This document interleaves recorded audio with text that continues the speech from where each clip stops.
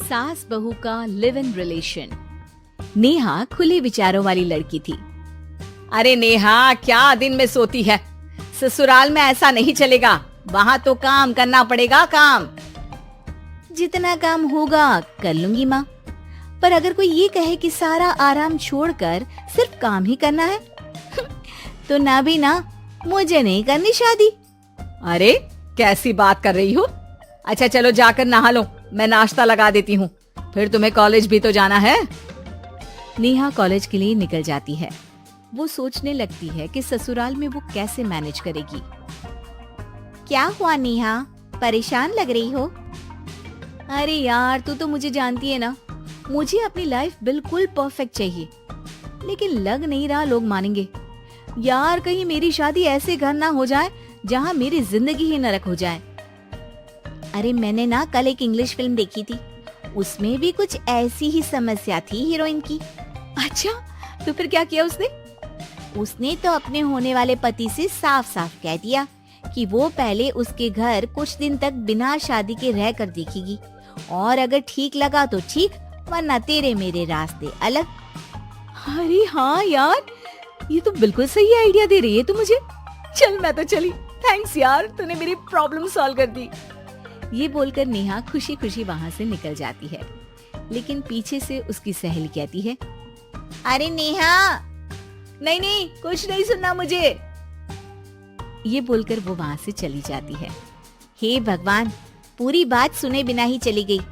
अरे वो तो विदेशी फिल्म थी, वहाँ सब चलता है, लेकिन ये तो भारत है, सभ्यता और संस्कारों वाला देश, जहाँ शादी से पहले लड़की को ससुराल में नहीं रखा जाता। खैर, नेहा मस्त होकर घर आती है। नेहा, कल तुझे लड़के वाले देखने आने वाले हैं, और हाँ, इस बार कोई बहाना नहीं चलेगा। हाँ हाँ, आने दो आने दो, मैं तैयार हूँ शादी के लिए। अगले दिन लड़के वाले आते हैं, जहाँ लड़का कहता है, मुझे अकेले में लड़की से कुछ पूछना है। हाँ हाँ, क्यों नहीं बेटा, जाओ नेहा, घर तो दिखा दो इन्हें। नेहा भी खुश हो जाती है कि उसे मौका मिल गया है लड़के से अपनी शर्त रखने का। देखो, मुझे ना शादी से बहुत डर लगता है, पता नहीं कैसी लड़की आए, तालमेल बना पाए कि नहीं मेरे परिवार से। मैंने कई घरों में रोज का क्लेश होते देखा है। तुमने तो मेरे दिल की बात कर दी। मैं भी यही सोच रही थी कि भाई सास तो अच्छी होनी चाहिए, पति सपोर्ट करे ना करे, रहना तो पूरे दिन सास के साथ है। लेकिन मेरे पास ना इसके लिए एक बहुत अच्छा आइडिया है। अच्छा, कैसा आइडिया? क्यों ना शादी के पहले मैं कुछ दिनों तक तुम्हारे घर आकर रह लूं, तुम लोग मुझे समझ लेना, मैं तुम लोगों को समझ लूंगी, ठीक लगा तो शादी, वरना टाटा बाय बाय। क्यों? लड़के को नेहा की बात में दम लगता है। वो घर के सभी लोगों के सामने नेहा की बात रखता है। अरे पागल हो गई है क्या? ये कैसी शर्त है? अरे शादी से पहले मैं क्यों तुझे किसी और के घर भेजूंगी रहने? अरे लड़की के ख्याल तो 20 साल आगे के हैं, इतनी भी खुले विचारों वाली लड़की नहीं चाहिए हमें। अरे माँ, क्या बुरा और गलत बोल रही है ये?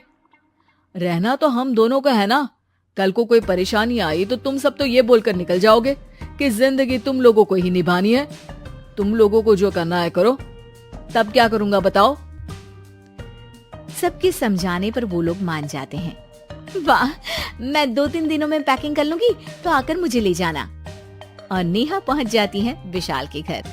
आओ आओ, ये रहा तुम्हारा कमरा।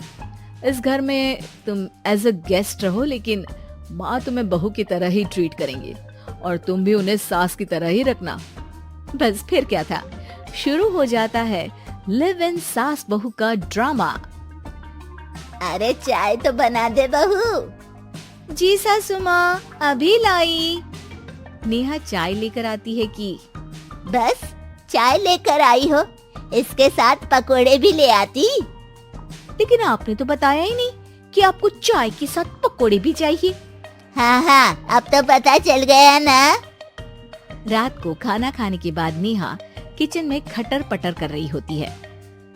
क्या हो रहा है वहाँ नेहा? माँ जी, मैं ना रात को अदरक वाली चाय पीकर सोती हूँ, ये मेरी आदत है। अच्छा, तो जरा मेरे लिए भी बना देना। दोनों सास बहू रात को चाय पीती हैं। अगले दिन नेहा, मैं मंदिर जा रही हूँ, मेरी साड़ी निकाल कर बेड पर रख दे। नेहा सास के लिए साड़ी निकाल कर रख देती है। वो देखती है कि उसके आने के बाद से सास ने घर का कोई भी काम करना छोड़ दिया है। यार मैं क्या करूं? ऐसा ससुराल तो मुझे नहीं चाहिए था जिसमें मैं ही सारा काम करूं। मैं तो ऐसा घर चाहती हूँ जहाँ सास और बहू दोनों मिलकर किचन में काम करें। हे भगवान, रात को चाय पी ली, पेट में गैस बन गई, अब तो चला भी नहीं जा रहा है। मुझे तो ऐसी बहू चाहिए जो हेल्थ के प्रति कॉन्शियस हो, क्योंकि वो ठीक रहेगी तभी तो मैं ठीक रहूंगी। दोनों समझ जाती हैं कि वो लोग एक दूसरे के लिए नहीं बने हैं। अगले दिन नेहा, जरा चाय तो ले आना। नेहा चाय के साथ चिला भी बनाकर ले आती है। सास खा पीकर सो जाती है। अगली सुबह तेरी बुआ सास आ रही है, उसे मैंने तेरे बारे में बताया है। तभी वहाँ गंवार से एक महिला आ जाती है। चलो यहाँ से निकलो, कुछ नहीं है खाने के लिए, जाओ। ए नेहा, तमीज से बात करो, ये मेरी ननद यानी आशीष की बुआ है। हाय रे दैया, इतनी आकड़ वाली लड़की, अरे यही है ना जो शादी से पहले ही आकर बस गई है यहाँ पर। बस नहीं गई हूँ, बसना है या नहीं ये डिसाइड करने आई थी, लेकिन इन लोगों के रिश्तेदार इतने गंवार हैं, तो मैं तो ना कर रही इस घर में शादी। अरे भाभी, अरे क्या कमी थी हमारे आशीष में जो आपने ऐसी लड़की की शर्तों को मान लिया?